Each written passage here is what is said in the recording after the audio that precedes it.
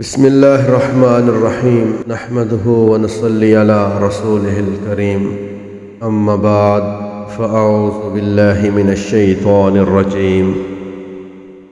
معزز سامعین، آج کا ہمارا موضوع ہے بادشاہوں اور امراء کے نام رسول اللہ صلی اللہ علیہ وآلہ وسلم کے خطوط، یعنی آپ صلی اللہ علیہ وآلہ وسلم نے کن کن بادشاہوں کو کب کب خطوط لکھے اسلام کی قبولیت کے لیے۔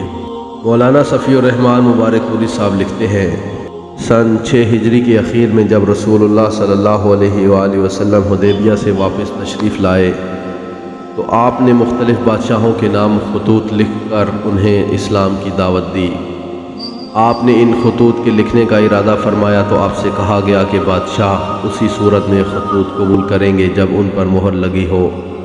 اس لیے نبی صلی اللہ علیہ وآلہ وسلم نے چاندی کی انگوٹھی بنوائی جس پر محمد الرسول اللہ نقش تھا۔ یہ نقش 3 سطروں میں تھا، محمد ایک سطر میں، رسول ایک سطر میں اور اللہ ایک سطر میں۔ پھر آپ صلی اللہ علیہ وآلہ وسلم نے معلومات رکھنے والے تجربہ کار صحابہ کرام کو بطور قاصد منتخب فرمایا اور انہیں بادشاہوں کے پاس خطوط دے کر روانہ فرمایا۔ علامہ منصور پوری نے وثوق کے ساتھ بیان کیا ہے کہ آپ صلی اللہ علیہ وآلہ وسلم نے یہ قاصد اپنی خیبر روانگی سے چند دن پہلے یکم محرم سن 7 ہجری کو روانہ فرمائے تھے۔ سب سے پہلا خط جو لکھا گیا نجاشی شاہ حبش کے نام۔ اس نجاشی کا نام اسحمہ بن ابہر تھا۔ نبی صلی اللہ علیہ وآلہ وسلم نے اس کے نام جو خط لکھا اسے عمرو بن امیہ ضمری کے بدست سن 6 ہجری کے اخیر یا سن 7 ہجری کی شروع میں روانہ فرمایا۔ بہقی نے ابن عباس رضی اللہ عنہ سے ایک خط کی عبارت روایت کی ہے جسے نبی صلی اللہ علیہ وآلہ وسلم نے نجاشی کے پاس روانہ کیا تھا۔ اس کا ترجمہ یہ ہے،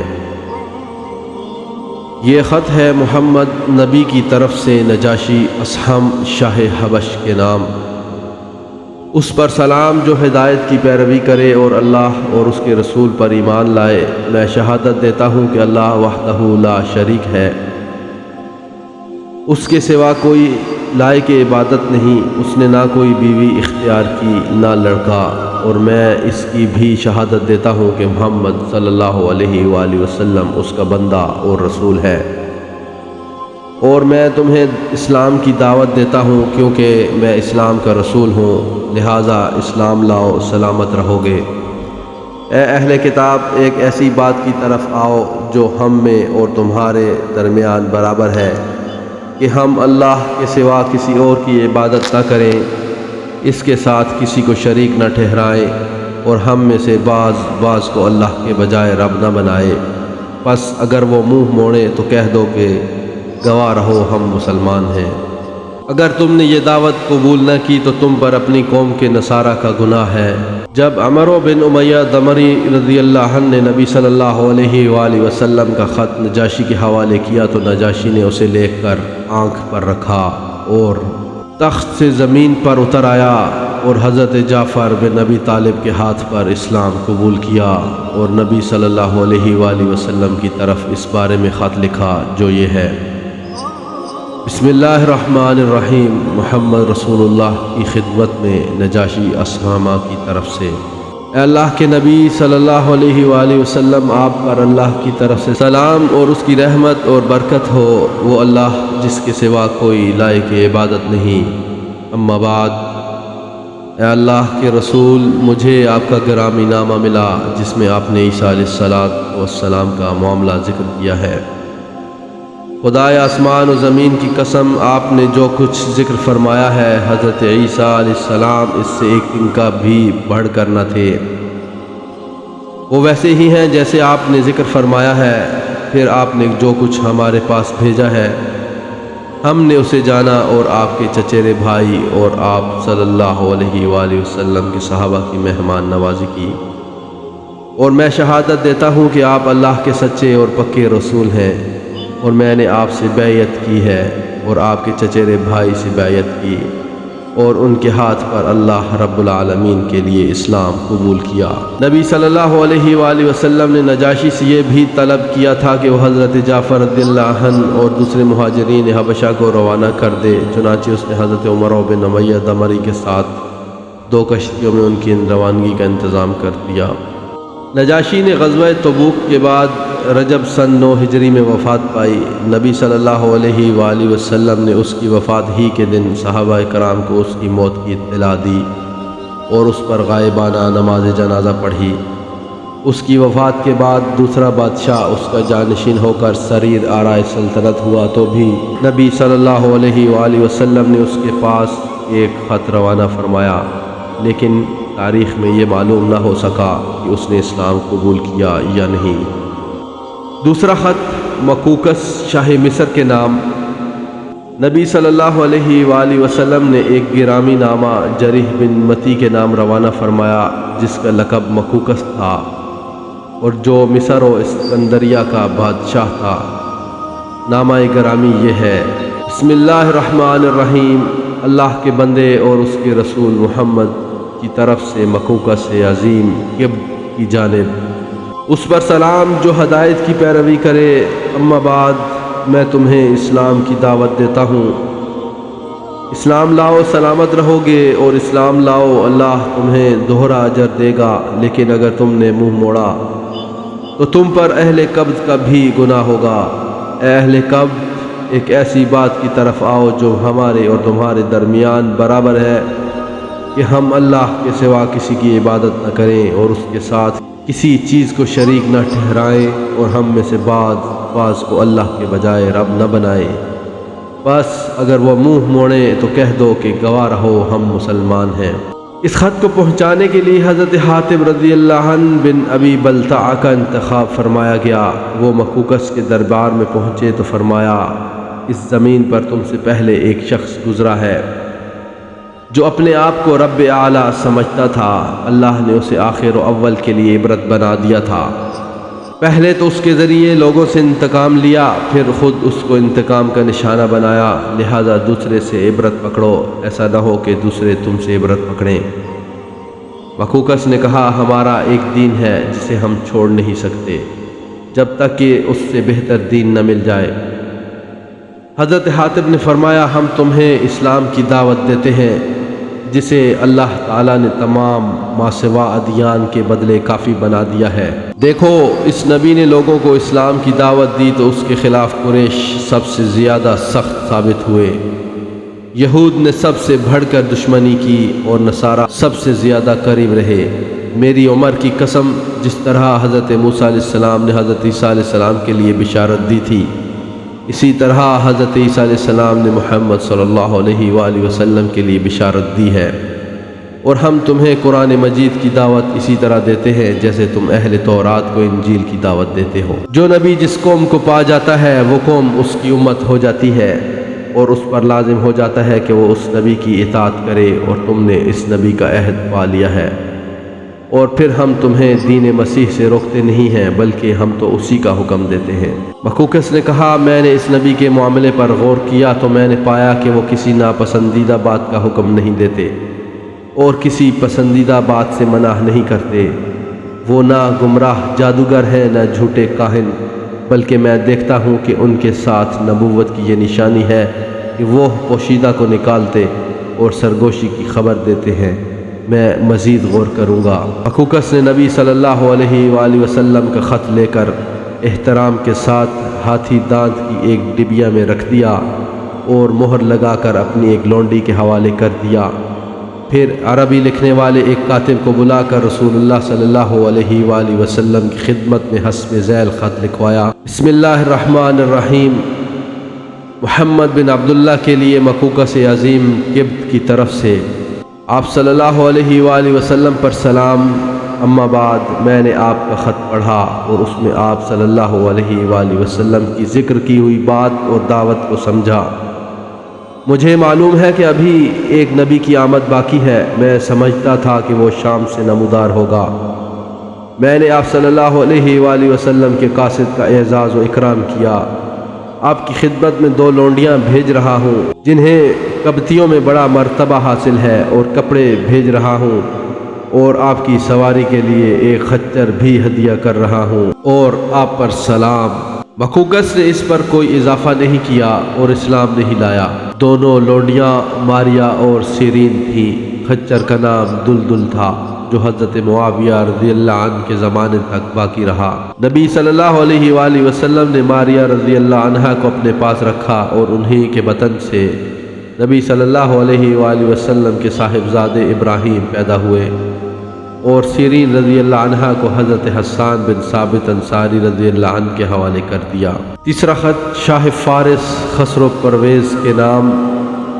نبی صلی اللہ علیہ وآلہ وسلم نے ایک خط بادشاہ فارس کسریٰ خسرو کے پاس روانہ کیا، جو یہ تھا: بسم اللہ الرحمن الرحیم، محمد رسول اللہ صلی اللہ علیہ وآلہ وسلم کی طرف سے کسریٰ عظیم فارس کی جانب اس شخص پر سلام جو ہدایت کی پیروی کرے اور اللہ اور اس کے رسول پر ایمان لائے اور گواہی دے کہ اللہ کے سوا کوئی لائق عبادت نہیں، وہ تنہا ہے، اس کا کوئی شریک نہیں، اور محمد صلی اللہ علیہ وآلہ وسلم اس کے بندے اور رسول ہیں۔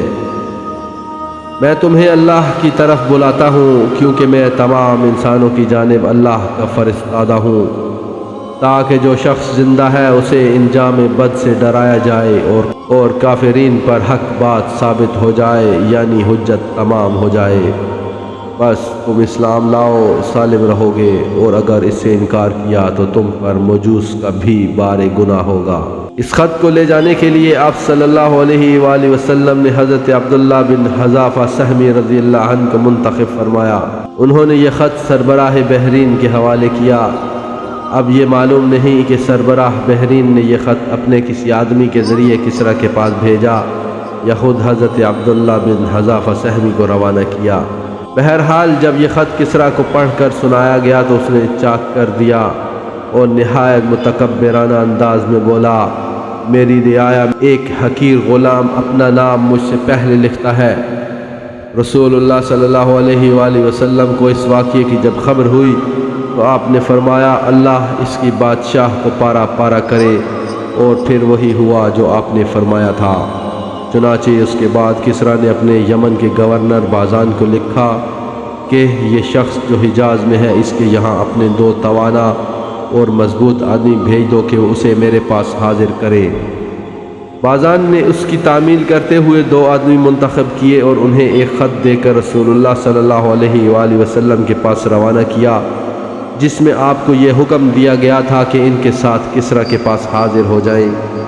جب وہ مدینہ پہنچے اور نبی صلی اللہ علیہ وآلہ وسلم کے روبرو حاضر ہوئے تو ایک نے کہا: شہنشاہ کسریٰ نے شاہ بازان کو ایک مکتوب کے ذریعے حکم دیا ہے کہ وہ آپ صلی اللہ علیہ وآلہ وسلم کے پاس ایک آدمی بھیج کر آپ کو کسریٰ کے روبرو حاضر کرے، اور بازان نے اس کام کے لیے مجھے آپ کے پاس بھیجا ہے کہ آپ میرے ساتھ چلیں۔ ساتھ ہی دونوں نے دھمکی آمیز باتیں بھی کہیں۔ آپ صلی اللہ علیہ وآلہ وسلم نے انہیں حکم دیا کہ کل ملاقات کریں۔ ادھر عین اسی وقت جب کہ مدینہ میں یہ دلچسپ مہم درپیش تھی، خود خسرو پرویز کے گھرانے کے اندر اس کے خلاف ایک زبردست بغاوت کا شعلہ بھڑک رہا تھا، جس کے نتیجے میں قیصر کی فوج کے ہاتھوں فارسی فوجوں کی پے در پے شکست کے بعد اب خسرو کا بیٹا شیرویہ اپنے باپ کو قتل کر کے خود بادشاہ بن بیٹھا تھا۔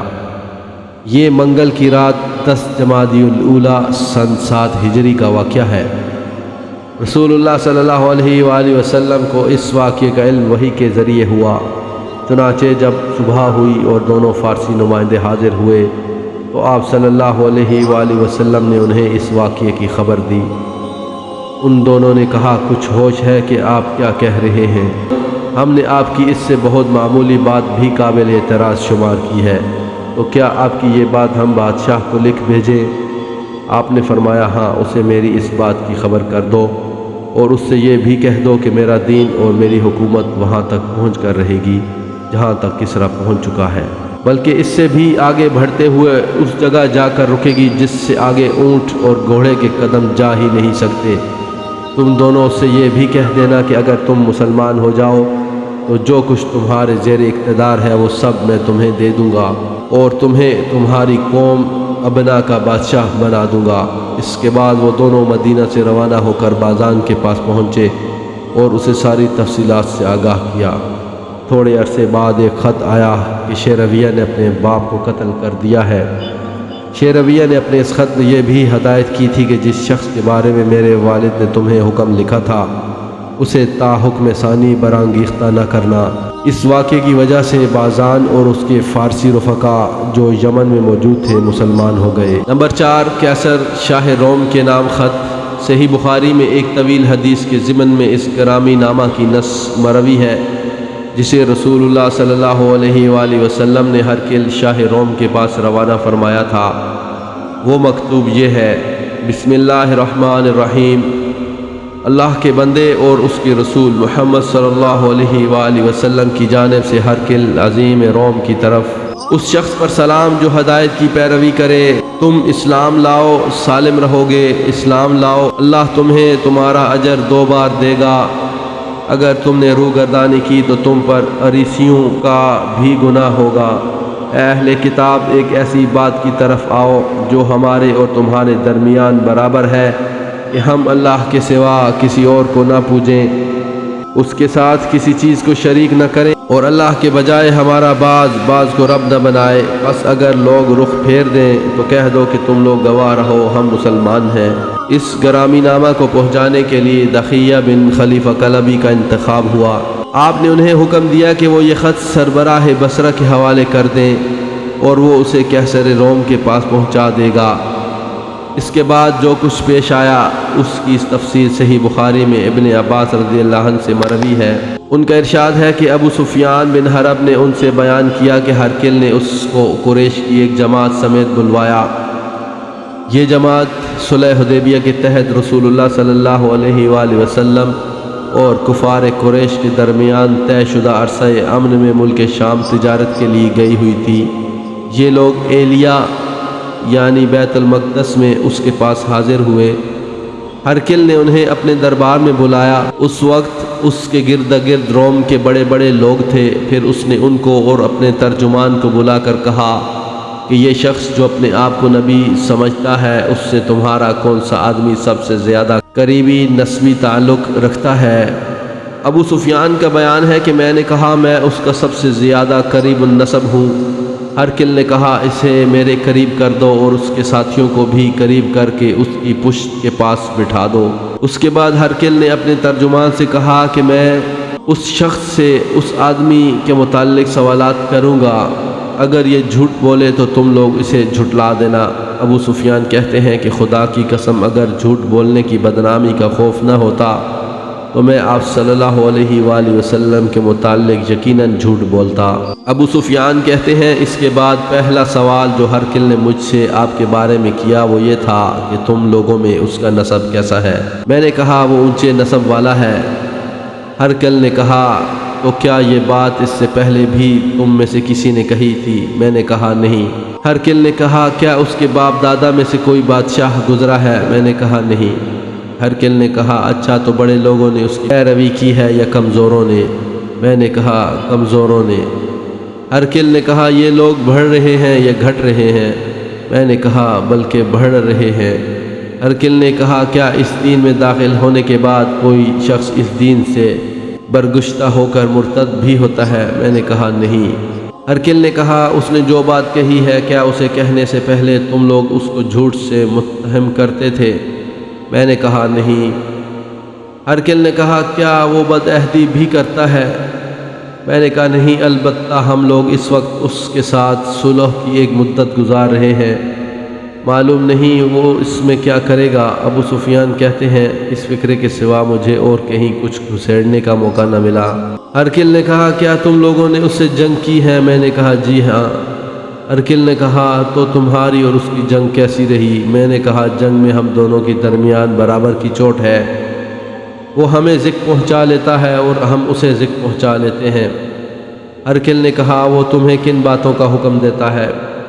میں نے کہا وہ کہتا ہے صرف اللہ کی عبادت کرو، اس کے ساتھ کسی چیز کو شریک نہ کرو، تمہارے باپ دادا جو کچھ کہتے تھے اسے چھوڑ دو اور وہ ہمیں نماز، سچائی، پرہیز، پاک دامنی اور قرابت داروں کے ساتھ حسن سلوک کا حکم دیتا ہے۔ اس کے بعد ہرقل نے اپنے ترجمان سے کہا، تم اس شخص سے کہو میں نے تم سے اس شخص نبی صلی اللہ علیہ وآلہ وسلم کا نسب پوچھا تو تم نے بتایا کہ وہ اونچے نسب کا ہے، اور دستور یہی ہے کہ پیغمبر اپنی قوم کے اونچے نسب میں بھیجے جاتے ہیں۔ اور میں نے دریافت کیا کہ کیا یہ بات اس سے پہلے بھی تم میں سے کسی نے کہی تھی؟ تم نے بتلایا کہ نہیں۔ میں کہتا ہوں کہ اگر یہ بات اس سے پہلے کسی اور نے کہی ہوتی تو میں کہتا کہ یہ شخص ایک ایسی بات کی نقالی کر رہا ہے جو اس سے پہلے کہی جا چکی ہے۔ اور میں نے دریافت کیا کہ کیا اس کے باپ دادوں میں کوئی بادشاہ گزرا ہے؟ تم نے بتلایا کہ نہیں۔ میں کہتا ہوں کہ اگر اس کے باپ دادوں میں کوئی بادشاہ گزرا ہوتا تو میں کہتا کہ یہ شخص اپنے باپ کی بادشاہت کا طالب ہے۔ اور میں نے یہ دریافت کیا کہ جو بات اس نے کہی ہے اسے کہنے سے پہلے تم لوگ اسے جھوٹ سے متہم کرتے تھے تو تم نے بتایا کہ نہیں۔ اور میں اچھی طرح جانتا ہوں کہ ایسا نہیں ہو سکتا کہ وہ لوگوں پر تو جھوٹ نہ بولے اور اللہ پر جھوٹ بولے۔ میں نے یہ بھی دریافت کیا کہ بڑے لوگ اس کی پیروی کر رہے ہیں یا کمزور، تو تم نے بتایا کہ کمزوروں نے اس کی پیروی کی ہے، اور حقیقت یہ ہے کہ یہی لوگ پیغمبروں کے پیروکار ہوتے ہیں۔ میں نے پوچھا کہ کیا اس دین میں داخل ہونے کے بعد کوئی شخص برگشتہ ہو کر مرتد بھی ہو جاتا ہے؟ تو تم نے بتلایا کہ نہیں۔ اور حقیقت یہ ہے کہ ایمان کی بشاشت جب دلوں میں گھس جاتی ہے تو ایسا ہی ہوتا ہے۔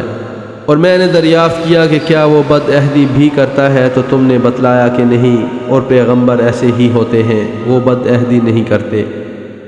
میں نے یہ بھی پوچھا کہ وہ کن باتوں کا حکم دیتا ہے؟ تم نے بتلایا کہ وہ تمہیں اللہ کی عبادت کرنے اور اس کے ساتھ کسی چیز کو شریک نہ ٹھہرانے کا حکم دیتا ہے، بت پرستی سے منع کرتا ہے، اور نماز، سچائی اور پرہیزگاری اور پاک دامنی کا حکم دیتا ہے۔ تو جو کچھ تم نے بتایا ہے اگر وہ صحیح ہے تو یہ شخص بہت جلد میرے ان دونوں قدموں کی جگہ کا مالک ہو جائے گا۔ میں جانتا تھا کہ یہ نبی آنے والا ہے، لیکن میرا یہ گمان نہ تھا کہ وہ تم میں سے ہوگا۔ اگر مجھے یقین ہوتا کہ میں اس کے پاس پہنچ سکوں گا تو اس سے ملاقات کی زحمت اٹھاتا، اور اگر اس کے پاس ہوتا تو اس کے دونوں پاؤں دھوتا۔ اس کے بعد ہرقل نے رسول اللہ صلی اللہ علیہ وآلہ وسلم کا خط منگا کر پڑھا۔ جب خط پڑھ کر فارغ ہوا تو وہاں آوازیں بلند ہوئی اور بڑا شور مچا۔ ہرقل نے ہمارے بارے میں حکم دیا اور ہم باہر کر دیے گئے۔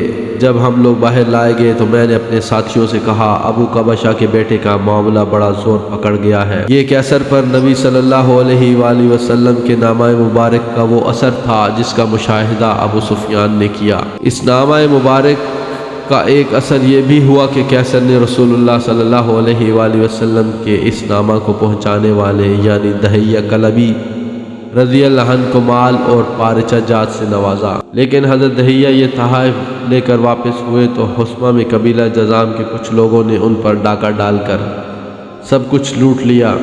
حضرت دہیہ رضی اللہ عنہ مدینہ پہنچے تو اپنے گھر کے بجائے سیدھے خدمت نبوی میں حاضر ہوئے اور سارا ماجرا کہہ سنایا۔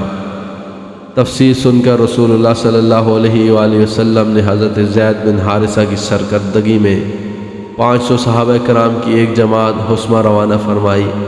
حضرت زید رضی اللہ عنہ نے قبیلہ جذام پر شب خون مار کر ان کی خاصی تعداد کو قتل کر دیا اور ان کے چوپایوں اور عورتوں کو ہانک لائے۔ چوپایوں میں 1000 اونٹ اور 5000 بکریاں تھیں، اور قیدیوں میں 100 عورتیں اور بچے تھے۔ چونکہ نبی صلی اللہ علیہ وآلہ وسلم اور قبیلہ جذام میں پہلے سے مصالحت کا عہد چلا آ رہا تھا، اس لیے اس قبیلہ کے ایک سردار زید بن رفاعہ جذامی نے جھٹ نبی صلی اللہ علیہ وآلہ وسلم کی خدمت میں احتجاج و فریاد کی۔ زید بن رفاعہ اس قبیلے کے کچھ مزید افراد سمیت پہلے ہی مسلمان ہو چکے تھے، اور جب حضرت دہیہ پر ڈاکہ پڑا تھا تو ان کی مدد بھی کی تھی، اس لیے نبی صلی اللہ علیہ وآلہ وسلم نے ان کا احتجاج قبول کرتے ہوئے مال غنیمت اور قیدی واپس کر دیے۔ نمبر 5، منذر بن ساوی کے نام خط۔ نبی صلی اللہ علیہ وآلہ وسلم نے ایک خط منذر بن ساوی حاکم بحرین کے پاس لکھ کر اسے بھی اسلام کی دعوت دی، اور اس خط کو حضرت علا بن الحضرمی رضی اللہ عنہ کے ہاتھوں روانہ فرمایا۔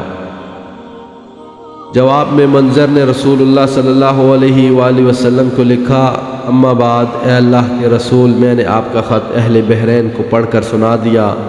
بعض لوگوں نے اسلام کو محبت اور پاکیزگی کی نظر سے دیکھا اور اس کے حلقۂ بگوش ہو گئے، اور بعض نے پسند نہیں کیا۔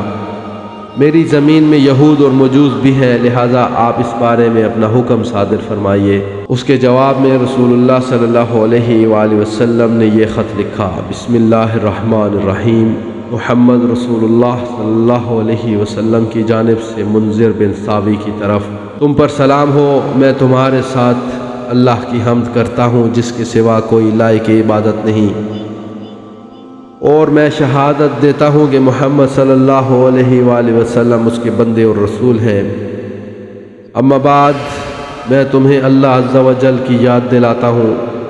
یاد رہے کہ جو شخص بھلائی اور خیر خواہی کرے گا وہ اپنے ہی لیے بھلائی کرے گا، اور جو شخص میرے قاصدوں کی اطاعت اور ان کے حکم کی پیروی کرے اس نے میری اطاعت کی، اور جو ان کے ساتھ خیر خواہی کرے اس نے میری خیر خواہی کی، اور میرے قاصدوں نے تمہاری اچھی تعریف کی ہے، اور میں نے تمہاری قوم کے بارے میں تمہاری سفارش قبول کر لی ہے۔ لہذا مسلمان جس حال پر ایمان لائے ہیں انہیں اس پر چھوڑ دو۔ میں نے خطا کاروں کو معاف کر دیا ہے، لہذا ان سے قبول کر لو، اور جب تک تم اصلاح کی راہ اختیار کیے رہو گے ہم تمہیں تمہارے عمل سے معزول نہ کریں گے، اور جو یہودیت یا مجوسیت پر قائم رہے اس پر جزیہ ہے۔ نمبر 6، حوضہ بن علی صاحب یمامہ کے نام خط۔ نبی صلی اللہ علیہ وآلہ وسلم نے حوضہ بن علی حاکم یمامہ کے نام حسب ذیل خط لکھا: بسم اللہ الرحمن الرحیم، محمد رسول اللہ کی طرف سے حوضہ بن علی کی جانب، اس شخص پر سلام جو ہدایت کی پیروی کرے۔ تمہیں معلوم ہونا چاہیے کہ میرا دین اونٹوں اور گھوڑوں کی رسائی کی آخری حد تک غالب آ کر رہے گا، لہذا اسلام لاؤ، سالم رہو گے، اور تمہارے ماتحت جو کچھ ہے اسے تمہارے لیے برقرار رکھوں گا۔ اس خط کو پہنچانے کے لیے بحیثیت قاصد سلیث بن عمرو عامری رضی اللہ عنہ کا انتخاب فرمایا گیا۔ حضرت سلیث رضی اللہ عنہ اس مہر لگے ہوئے خط کو لے کر حوضہ کے پاس تشریف لے گئے تو اس نے آپ رضی اللہ عنہ کو مہمان بنایا اور مبارکباد دی۔ حضرت سلیث نے اسے خط پڑھ کر سنایا تو اس نے درمیانی قسم کا جواب دیا اور نبی صلی اللہ علیہ وآلہ وسلم کی خدمت میں یہ لکھا: آپ صلی اللہ علیہ وآلہ وسلم جس چیز کی دعوت دیتے ہیں اس کی بہتری اور عمدگی کا کیا پوچھنا، اور عرب پر میری ہیبت بیٹھی ہوئی ہے، اس لیے کچھ کار پردازی میرے ذمہ کر دیں، میں آپ صلی اللہ علیہ وآلہ وسلم کی پیروی کروں گا۔ اس نے حضرت سلیث رضی اللہ عنہ کو تحائف بھی دیے اور حجر کا بنا ہوا کپڑا بھی دیا۔ حضرت سلیث رضی اللہ عنہ یہ تحائف لے کر خدمت نبوی میں واپس آئے اور ساری تفصیلات گوش گزار کیں۔ نبی صلی اللہ علیہ وآلہ وسلم نے اس کا خط پڑھ کر فرمایا: اگر وہ زمین کا ایک ٹکڑا بھی مجھ سے طلب کرے گا تو میں اسے نہ دوں گا، وہ خود بھی تباہ ہوگا اور جو کچھ اس کے ہاتھ میں ہے وہ بھی تباہ ہوگا۔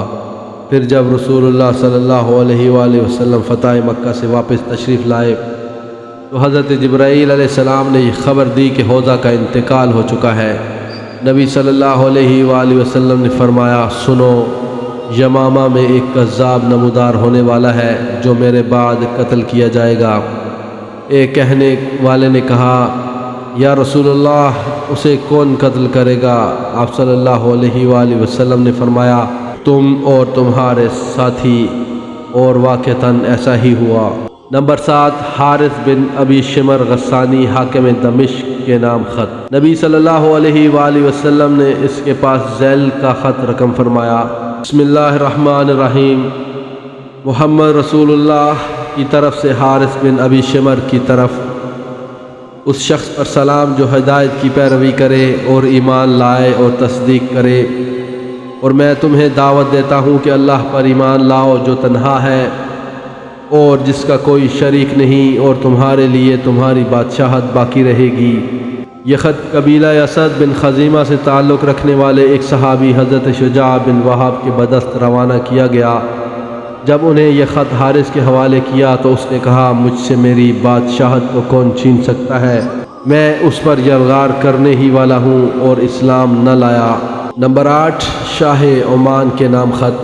نبی صلی اللہ علیہ وآلہ وسلم نے ایک خط شاہ عمان جعفر اور اس کے بھائی عبد کے نام لکھا۔ ان دونوں کے والد کا نام جلندی تھا۔ خط کا مضمون یہ تھا: بسم اللہ الرحمن الرحیم، محمد صلی اللہ علیہ وآلہ وسلم بن عبداللہ کی جانب سے جلندی کے دونوں صاحبزادوں جعفر اور عبد کے نام اس شخص پر سلام جو ہدایت کی پیروی کرے۔ اما بعد، میں تم دونوں کو اسلام کی دعوت دیتا ہوں۔ اسلام لاؤ، سلامت رہو گے، کیونکہ میں تمام انسانوں کی جانب اللہ کا رسول ہوں، تاکہ جو زندہ ہے اسے انجام کے خطرہ سے آگاہ کر دوں اور کافرین پر قول برحق ہو جائے۔ اگر تم دونوں اسلام کا اقرار کر لو گے تو تم دونوں ہی کو والی اور حاکم بناؤں گا، اور اگر تم دونوں نے اسلام کا اقرار کرنے سے گریز کیا تو تمہاری بادشاہت ختم ہو جائے گی، تمہاری زمین پر گھوڑوں کی یلغار ہوگی، اور تمہاری بادشاہت پر میری نبوت غالب آ جائے گی۔ اس خط کو لے جانے کے لیے ایلچی کی حیثیت سے حضرت عمرو بن العاص رضی اللہ عنہ کا انتخاب عمل میں آیا۔ ان کا بیان ہے کہ میں روانہ ہو کر عمان پہنچا اور عبد سے ملاقات کی۔ دونوں بھائیوں میں یہ زیادہ دور اندیش اور نرم خو تھا۔ میں نے کہا، میں تمہارے پاس اور تمہارے بھائی کے پاس رسول اللہ صلی اللہ علیہ وآلہ وسلم کا ایلچی بن کر آیا ہوں۔ اس نے کہا، میرا بھائی عمر اور بادشاہت دونوں میں مجھ سے بڑا ہے اور مجھ پر مقدم ہے، اس لیے میں تم کو اس کے پاس پہنچا دیتا ہوں کہ وہ تمہارا خط پڑھ لے۔ اس کے بعد اس نے کہا، اچھا، تم دعوت کس بات کی دیتے ہو؟ میں نے کہا، ہم ایک اللہ کی طرف بلاتے ہیں جو تنہا ہے، جس کا کوئی شریک نہیں، اور ہم کہتے ہیں کہ اس کے علاوہ جس کی پوجا کی جاتی ہے اسے چھوڑ دو، اور یہ گواہی دو کہ محمد صلی اللہ علیہ وآلہ وسلم اللہ کے بندے اور رسول ہیں۔ عبد نے کہا، اے عمرو، تم اپنی قوم کے سردار کے صاحبزادے ہو، بتاؤ تمہارے والد نے کیا کیا، کیونکہ ہمارے لیے اس کا طرز عمل لائق اتباع ہوگا۔ میں نے کہا، وہ تو محمد صلی اللہ علیہ وآلہ وسلم پر ایمان لائے بغیر وفات پا گئے، لیکن مجھے حسرت ہے کہ کاش انہوں نے اسلام قبول کیا ہوتا اور آپ صلی اللہ علیہ وآلہ وسلم کی تصدیق کی ہوتی۔ میں خود بھی انہی کے رائے پر تھا، لیکن اللہ نے مجھے اسلام کی ہدایت دے دی۔ عبد نے کہا، تم نے کب ان کی پیروی کی؟ میں نے کہا، ابھی جلد ہی۔ اس نے دریافت کیا، تم کس جگہ اسلام لائے؟ میں نے کہا، نجاشی کے پاس، اور بتلایا کہ نجاشی بھی مسلمان ہو چکا ہے۔ عبد نے پوچھا، اس کی قوم نے اس کی بادشاہت کا کیا کیا؟ میں نے کہا، اسے برقرار رکھا اور اس کی پیروی کی۔ اس نے کہا، اسقفوں اور راہبوں نے بھی اس کی پیروی کی؟ میں نے کہا، ہاں۔ عبد نے کہا، اے عمرو، دیکھو کیا کہہ رہے ہو، کیونکہ آدمی کی کوئی بھی خصلت جھوٹ سے زیادہ رسوا کن نہیں۔ میں نے کہا، میں جھوٹ نہیں کہہ رہا ہوں، اور نہ ہم اسے حلال سمجھتے ہیں۔ عبد نے کہا، میں سمجھتا ہوں ہرقل کو نجاشی کے اسلام لانے کا علم نہیں۔ میں نے کہا، کیوں نہیں؟ عبد نے کہا، تمہیں یہ بات کیسے معلوم؟ میں نے کہا، نجاشی ہرقل کو خراج ادا کیا کرتا تھا، لیکن جب اس نے اسلام قبول کیا اور محمد صلی اللہ علیہ وآلہ وسلم کی تصدیق کی تو بولا، خدا کی قسم، اب اگر وہ مجھ سے 1 درہم بھی مانگے گا تو میں نہ دوں گا۔ اور جب اس کی اطلاع ہرقل کو ہوئی تو اس کے بھائی یناک نے کہا، کیا تم اپنے غلام کو چھوڑ دو گے کہ وہ تمہیں خراج نہ دے اور تمہارے بجائے ایک دوسرے شخص کا نیا دین اختیار کر لے؟ ہرقل نے کہا، یہ ایک آدمی ہے جس نے ایک دین کو پسند کیا ہے اور اسے اپنے لیے اختیار کر لیا ہے، اب میں اس کا کیا کر سکتا ہوں؟ خدا کی قسم، اگر مجھے اپنی بادشاہت کی ہرس نہ ہوتی تو میں بھی وہی کرتا جو اس نے کیا ہے۔ عبد نے کہا، عمرو، دیکھو کیا کہہ رہے ہو؟ میں نے کہا، واللہ میں تم سے سچ کہہ رہا ہوں۔ عبد نے کہا، اچھا، مجھے بتاؤ وہ کس بات کا حکم دیتے ہیں اور کس چیز سے منع کرتے ہیں؟ میں نے کہا، اللہ عز و جل کی اطاعت کا حکم دیتے ہیں اور اس کی نافرمانی سے منع کرتے ہیں، نیکی و صلہ رحمی کا حکم دیتے ہیں، اور ظلم و زیادتی، زناکاری، شراب نوشی اور پتھر، بت اور صلیب کی عبادت سے منع کرتے ہیں۔ عبد نے کہا، یہ کتنی اچھی بات ہے جس کی طرف بلاتے ہیں۔ اگر میرا بھائی بھی اس بات پر میری مطابقت کرتا تو ہم لوگ سوار ہو کر چل پڑتے، یہاں تک کہ محمد صلی اللہ علیہ وآلہ وسلم پر ایمان لاتے اور ان کی تصدیق کرتے، لیکن میرا بھائی اپنی بادشاہت کا اس سے کہیں زیادہ حریص ہے کہ اسے چھوڑ کر کسی کا تابع فرمان بن جائے۔ میں نے کہا، اگر وہ اسلام قبول کر لے تو رسول اللہ صلی اللہ علیہ وآلہ وسلم اس کی قوم پر اس کی بادشاہت برقرار رکھیں گے، البتہ ان کے مالداروں سے صدقہ لے کر فقیروں پر تقسیم کر دیں گے۔ عبد نے کہا یہ تو بڑی اچھی بات ہے، اچھا بتاؤ صدقہ کیا ہے؟ جواب میں نے مختلف اموال کے اندر رسول اللہ صلی اللہ علیہ وآلہ وسلم کے مقرر کیے ہوئے صدقات کی تفصیل بتائی۔ جب اونٹ کی باری آئی تو وہ بولا، اے عمرو، ہمارے ان مویشیوں میں سے بھی صدقہ لیا جائے گا جو خود ہی درخت کر لیتے ہیں؟ میں نے کہا ہاں۔ عبد نے کہا واللہ میں نہیں سمجھتا کہ میری قوم اپنے ملک کی وسعت اور تعداد کی کثرت کے باوجود اس کو مان لے گی۔ حضرت عمرو بن عاص کا بیان ہے کہ میں اس کی ڈیوڑی میں چند دن رہا۔ وہ اپنے بھائی کے پاس جا کر میری ساری باتیں بتاتا رہتا تھا۔ پھر ایک دن اس نے مجھے بلایا اور میں اندر داخل ہوا۔ چوبداروں نے میرے بازو پکڑ لیے۔ اس نے کہا چھوڑ دو، اور مجھے چھوڑ دیا گیا۔ میں نے بیٹھنا چاہا تو چوبداروں نے مجھے بیٹھنے نہ دیا۔ میں نے بادشاہ کی طرف دیکھا تو اس نے کہا اپنی بات کہو۔ میں نے سر بمہر خط اس کے حوالے کر دیا۔ اس نے مہر توڑ کر خط پڑھا۔ جب پورا خط پڑھ چکا تو اپنے بھائی کے حوالے کر دیا۔ بھائی نے بھی اسی طرح پڑھا، مگر میں نے دیکھا کہ اس کا بھائی اس سے زیادہ نرم دل ہے۔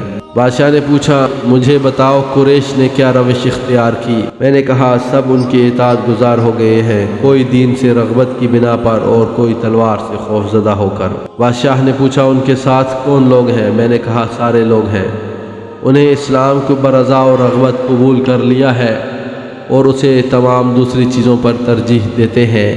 انہیں اللہ کی ہدایت اور اپنی عقل کی رہنمائی سے یہ بات معلوم ہو گئی ہے کہ وہ گمراہ تھے۔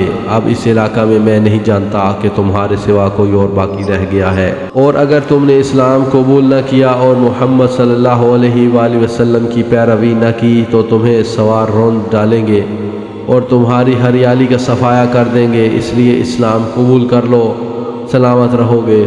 اور رسول اللہ صلی اللہ علیہ وآلہ وسلم تم کو تمہاری قوم کا حکمران بنا دیں گے، تم پر نہ سوار داخل ہوں گے نہ پیادے۔ بادشاہ نے کہا مجھے آج چھوڑ دو اور کل پھر آؤ۔ اس کے بعد میں اس کے بھائی کے پاس واپس آ گیا۔ اس نے کہا عمرو، مجھے امید ہے کہ اگر بادشاہت کی حرص غالب نہ آئی تو وہ اسلام قبول کر لے گا۔ دوسرے دن پھر بادشاہ کے پاس گیا، لیکن اس نے اجازت دینے سے انکار کر دیا، اس لیے میں اس کے بھائی کے پاس واپس آ گیا اور بتلایا کہ بادشاہ تک میری رسائی نہ ہو سکی۔ بھائی نے مجھے اس کے یہاں پہنچا دیا۔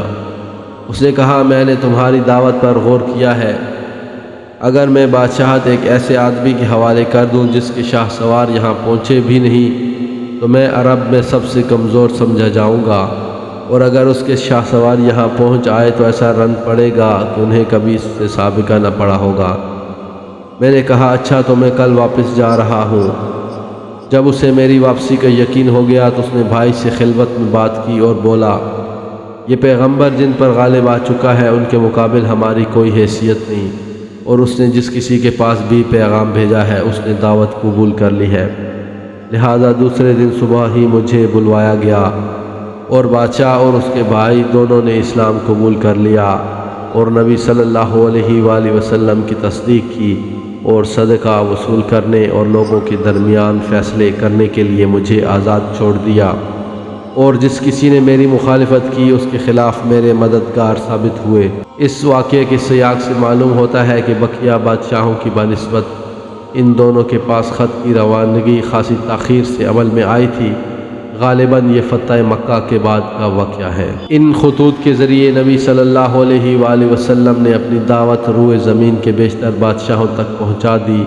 اس کے جواب میں کوئی ایمان لایا تو کسی نے کفر کیا، لیکن اتنا ضرور ہوا کہ کفر کرنے والوں کی توجہ بھی اس جانب مبذول ہو گئی، اور ان کے نزدیک آپ صلی اللہ علیہ وآلہ وسلم کا دین اور آپ صلی اللہ علیہ وآلہ وسلم کا نام ایک جانی پہچانی چیز بن گیا۔